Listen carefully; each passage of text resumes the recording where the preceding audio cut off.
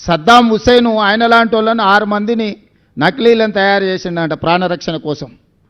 ఎక్కడికి వెళ్ళినా వాళ్ళు ముందుగాల వెళ్తే ఎవరు సద్దాం హుస్సేనో తెలియక ఎవరిని చంపాలనో ఆలోచన చేస్తారని భయంతో కుటుంబ సభ్యులు కూడా సొంత భార్య కూడా అత్యాయత్నం చేస్తుందనే భయంతో నకిలీ సద్దాం హుస్సేన్లను తయారు చేసి నమూనాలను పెట్టి ప్రాణభయంతోనే రక్షణ కల్పించుకున్నాడని మనం చాలా వార్తలు చదివినాం.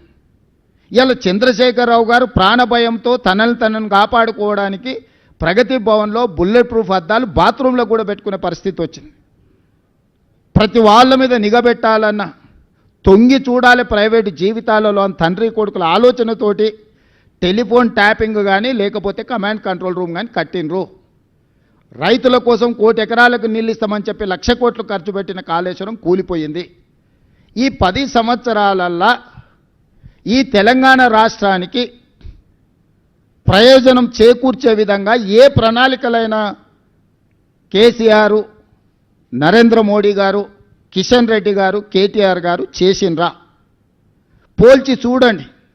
10 సంవత్సరాల మా పరిపాలనను పోల్చండి, 10 సంవత్సరాల వాళ్ళ పరిపాలనను పోల్చండి, విశ్లేషించండి. మీడియా మిత్రులు మీరు పూర్తిగా ప్రణాళికబద్ధంగా ఒక్కొక్క డిపార్ట్మెంటుని అగ్రికల్చర్, ఇరిగేషన్, ఎడ్యుకేషన్, మున్సిపల్ ఇట్లా ఏ శాఖకు ఆ శాఖకు విడదీయండి. ఏదైనా ఒక ప్రణాళికతోని వీళ్ళు ఏమైనా వ్యూహరచన చేసిండ్రా? 16,000 కోట్ల మిగులు బడ్జెట్తో అప్పచెప్తే 8,11,000 కోట్ల రూపాయల అప్పుతోని మాకు అప్పచెప్పారు. ఏ ఒక్కరోజు కూడా భవిష్యత్ ప్రణాళికలను ఏమైనా రచించిండ్రా? హైటెక్ సిటీ పక్కన కట్టిన శిల్పారామం కూడా ఆనాడు మేము నిర్మించిందే.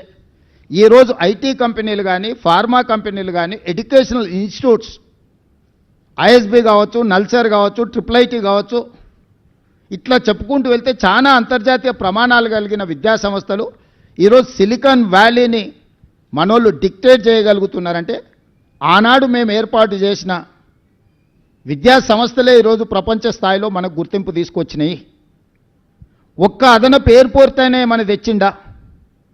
మేం కట్టిన శంషాబాద్ అంతర్జాతీయ ఎయిర్పోర్టే తప్ప 10 సంవత్సరాలల్లో ఒక్క కొత్త రైల్వే లైన్ కానీ, ఒక్క కొత్త అంతర్జాతీయ ఎయిర్పోర్ట్ కానీ, పోనీ డొమెస్టిక్ ఎయిర్పోర్ట్ కానీ, లేకపోతే మనకు ఇలాంటి అభివృద్ధి కార్యక్రమాలు ఏమైనా తీసుకొచ్చిండ్రా వీళ్ళిద్దరూ? మనం ఇచ్చిన ITIRను రద్దు చేయడం తప్ప, AIBP ప్రాజెక్టుల కింద మనం ఇచ్చిన ప్రాజెక్టులను రద్దు చేయడం తప్ప, సాగునీటి ప్రాజెక్టుల మీద 6,000 కోట్ల రూపాయలు బ్యాంకుల FDతోని GHMCని అప్పచెప్తే ఈరోజు 10,000 కోట్ల రూపాయల అప్పు ఉంది GHMC మీద. మరి కౌన్సిలర్లు వాళ్ళే గెలిచిండ్రు, కార్పొరేటర్లు వాళ్ళే గెలిచారు, ఎమ్మెల్యేలు వాళ్ళే గెలిచారు, ఎమ్మెల్సీలు వాళ్ళే గెలిచారు, ఎంపీలు వాళ్ళే గెలిచిండ్రు. మొత్తం పరిపాలన మీద 100% గుత్తాధిపత్యం వాళ్ళ చేతుల్లోనే ఉంది. ఎందుకు అభివృద్ధి చేయలేకపోయినరు? హైదరాబాదు దాహార్తి తీర్చడానికి ఏదైనా ఒక నూతన తాగునీటి పథకాన్ని 10 ఏళ్లలో వీళ్ళు మొదలుపెట్టినరా?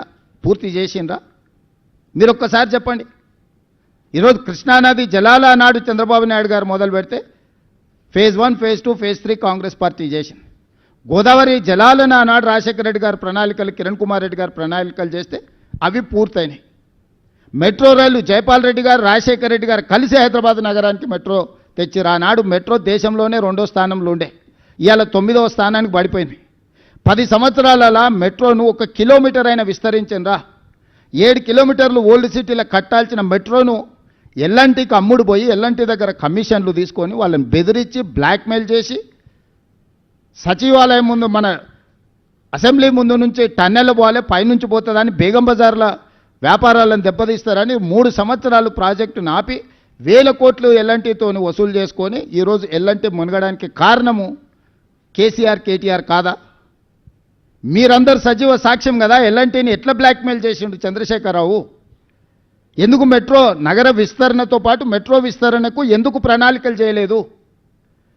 ఎందుకు కట్టలేదు? 10 సంవత్సరాలు స్ట్రైట్గా 10 సంవత్సరాల 20 లక్షల కోట్ల రూపాయల ఆదాయము చంద్రశేఖరరావు గారి చేతికి వచ్చింది తెలంగాణ రాష్ట్రంలో. 20 లక్షల కోట్ల రూపాయల ప్రజలు కట్టిన పన్నులు చంద్రశేఖరరావు గారు ఎక్కడ ఖర్చు పెట్టిండ్రు, ఏమి నిర్మించిండు, ఏమి అదనపు ఆదాయాన్ని తీసుకొచ్చిండు